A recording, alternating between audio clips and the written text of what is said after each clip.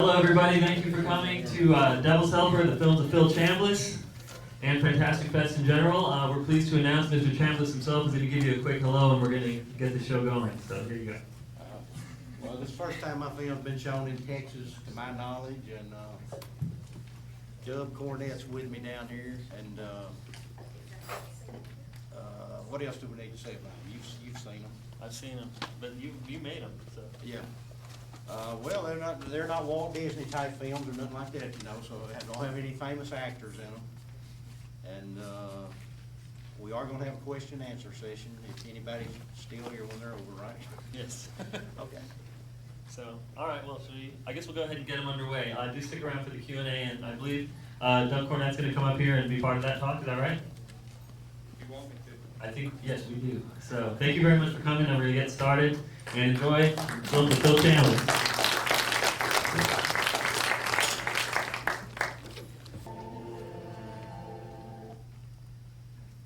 All right, we'll bring up lights in a moment. We're going to invite Mr. Phil Chambliss and also Mr. Doug Cornett down here. And we're going to get the Q&A rolling. Thank you guys. First of all, get a huge round of applause for Mr. Phil Chambliss.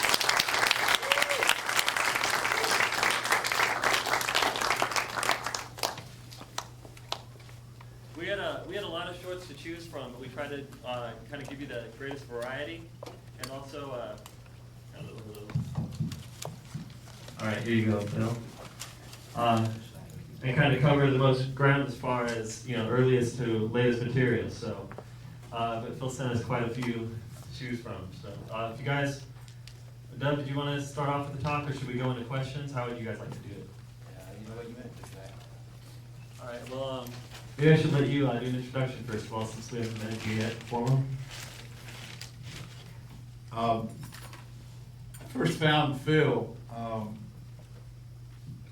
through Lucinda Williams, and if any of you guys are a fan of hers, she's got a song that mentions moon-shaped panties in there, and that was a line from a videotape that Phil had sent to us in Nashville years ago, and she actually used it as the lyric, and we were big fans, and then the more we kept watching it, we finally just decided that, everybody talks a lot about independent film and being independent, and then after I started talking to Phil, I figured out this guy really is what independent film's about, and he even cut the titles out. He wrote all the music for most of them. Not all of them, of course, but, he worked with the guys at the Gravel Pit that acted in most of it.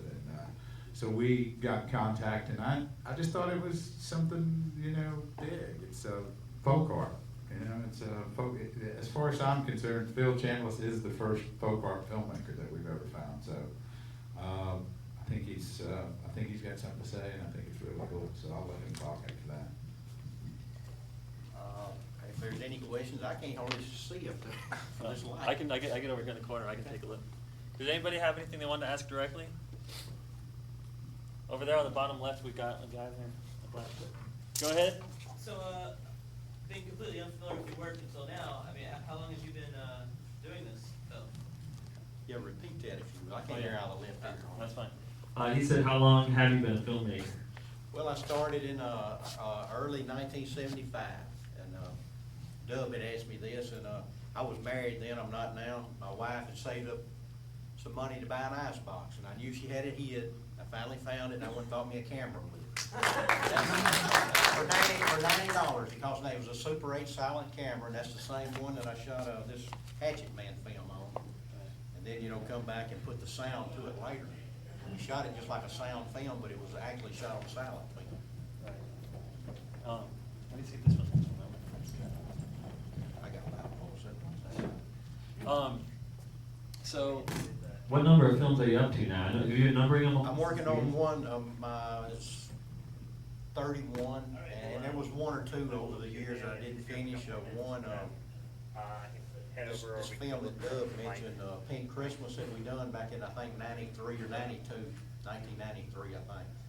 I used clips from one that I never finished. We had it well underway to do it, had several film days on it. Main guy in it killed himself. The two blacks in it would come down to Texas for a weekend, committed robbery down here, and they kept them down here about 10 years. and never did get to finish that film, so we used clips in that film.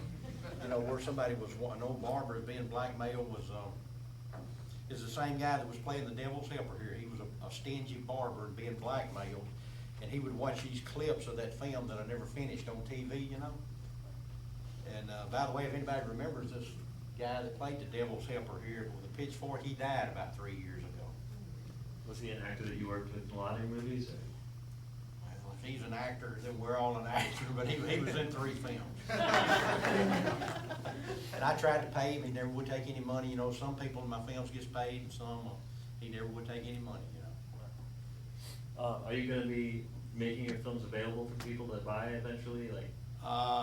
We've had some people to come, approach Dub and me from Bryan, Arkansas about that, but it just, you know, they was young guys, and that's happened more than one time. There was another guy out of Little Rock, he was gonna make me rich off the Hatchet Man, bring it down to Texas and show it at midnight, make a cult film out of it. Gonna make one, you know, and I've had all kind of them get rich schemes, and none of it's ever happened yet. They just talk to a point and disappear?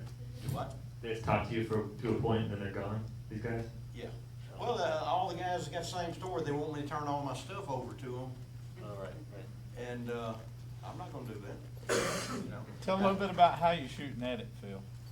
Well, unless any filmmakers are here, I know that this lady doing the video stuff is a filmmaker, but it wouldn't interest anybody, but I don't use computers like these young people. I use, like after we go out and shoot something, I'll come back and I'll run the main film through a camera, through a colorizer and a DVD player now. It used to be something else, back into a camera, just edit like this. That's the only way I know to do it. You know, I never had any money to go to film school or nothing, and, so I had to teach myself. And do you play all the instruments on the scores that are on the films? Buying the ones that Yeah. are credited to you? Yeah. You also did a music video, recently, right? Yeah, You were well, playing that was with 2 years ago, yeah, we done that. That was another one that we got, that, I would love to put everything that he sent into the program, but unfortunately, you know. Yeah, I got a question, how come you didn't put the pastor and the hobo on there? Because it's 58 minutes long? Yeah, that's hard. It's hard to do a short I program with a wondered about 60-minute that, movie. that's probably, That also stars Phil Rowan, who played Stretch in the Mr. Visit show. yeah. Yeah, I like that one. If you guys ever get your hands on Pastor and the Hobo, you get to see Stretch standing in water up to about here for, what, a good 20 minutes? How long have you had him in the Well, creek? what that's about, and I won't cover but 10 seconds of it, the guy that was Stretch in this, he's playing in fact, the guy that played Mr. Visit and Stretch. I liked him so much in this, the Mr. Visit show, I wrote a thing called The Pastor and the Hobo, and Mr. Visit is the pastor of a church, and Stretch is a deacon. And there's a hobo living under a bridge, and they go down there with a petition trying to run him off. And, you know, and he takes Stretch makes him his servant. That makes And sense. so, yeah, Stretch plays another coward, right? And in real life, he's a karate expert. He really knows that He stuff. really has a black belt? Oh, yeah. When's your action film gonna get wrapped? I don't know. Any more questions? I'm trying to, there's a, Has anything influenced your style, or is it just pretty much you? repeat that, Josh. Um, Josh, what's your, Zach. Zach? That's all right.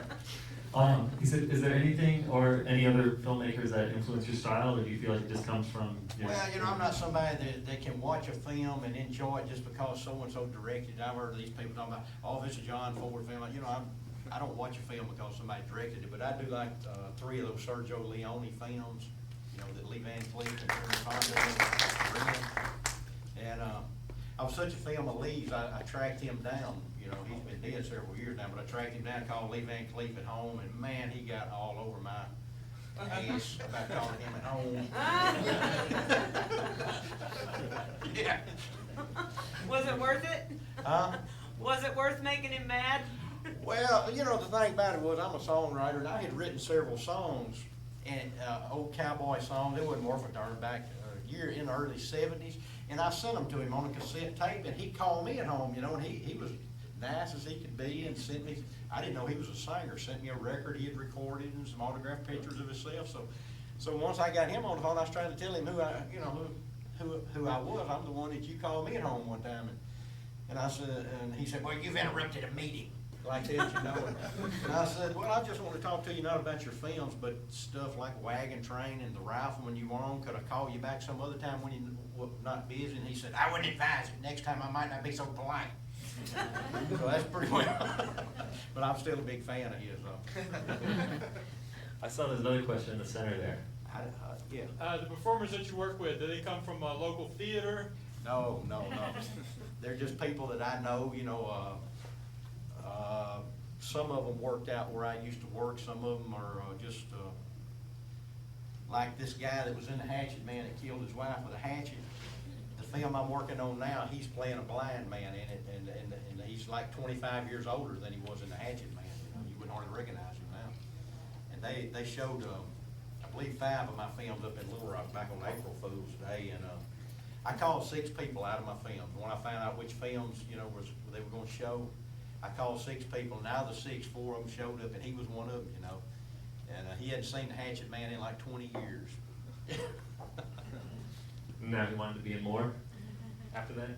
No, he's been in, I think, two more since The Hatchet Man, and then this one we're working on, that makes 4. He's been in 4, but he hadn't, you know, what I mean, he hadn't seen The Hatchet Man in like 20 years. Do you have people coming to you asking to be in the movies now that they play around a little more? Yeah, Callie now, and I pay people to be in my films now, not big money, you know, like, this guy that played, the guy that owned the Bird Company or Bird, Mark. He just didn't want to be in it. He'd never seen any of my films.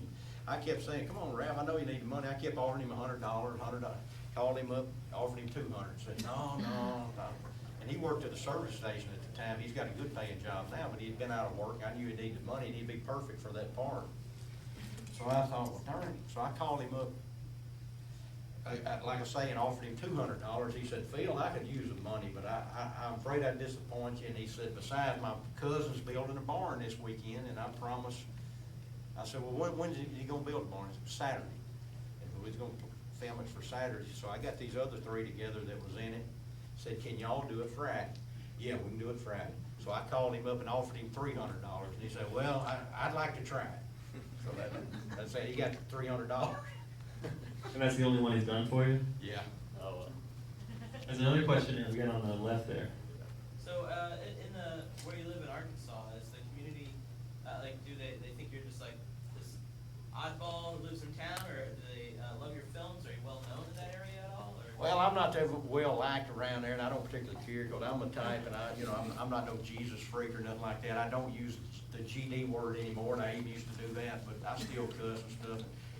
They've even had in some write-ups in that big paper in Little Rock that they understood that I wasn't that well liked around there, and that's okay with me, you know, that's okay. Well, there's a lot of damn people I don't like around there too. So, I think we have time for about one more question, or if, Doug, if you want to come up and, you know, cover any more topics that came to mind. Well, I just think, once again,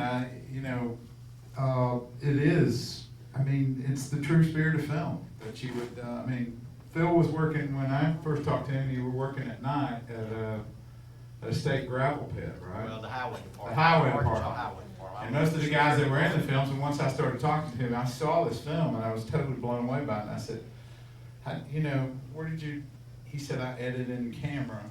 I just cut the camera off and on, and I write everything. And I think when he originally sent the tape to Lucinda, we heard the music, and he had sent music first, and it said, or there was a tape that had music on it, and I was digging on the music, and I said, I got to see the films after seeing that, and we did see Pink Christmas, and Yeah, right. been hooked since then. But I do think that it's, we took it to London, and it was really well received in London, and the Yerba Buena Center out in San Francisco, and the George Eastman House, and I've never thought of it as anything for anybody to kind of critique or judge, like in a film festival. I think it's a statement.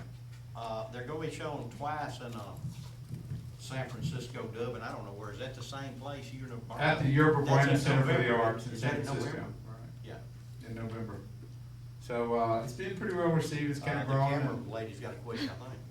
I was wondering how long you've been playing music. I really dug your music too. That was like, Since I was a teenager, that's what's wrong with my left ear. My brother and I played in bands from one end of Arkansas to the other. You know, back then music was loud. And we played like 2-3 nights a week. Made $70 a piece a night, and I mean, we thought we would get rich. You know, $70 was a lot of money back then. And like our daddy always says, y'all making just enough to make you too damn sorry to work. do you have any favorite composers?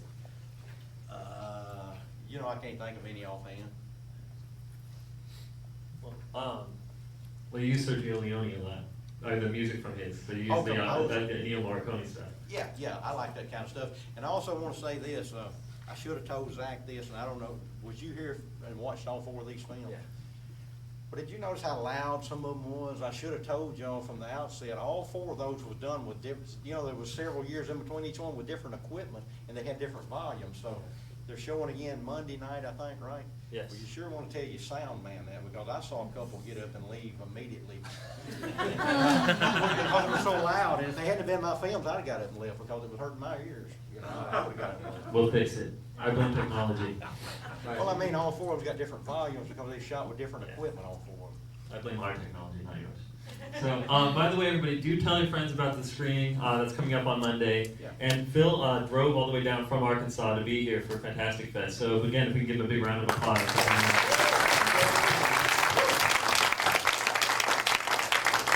Thanks again.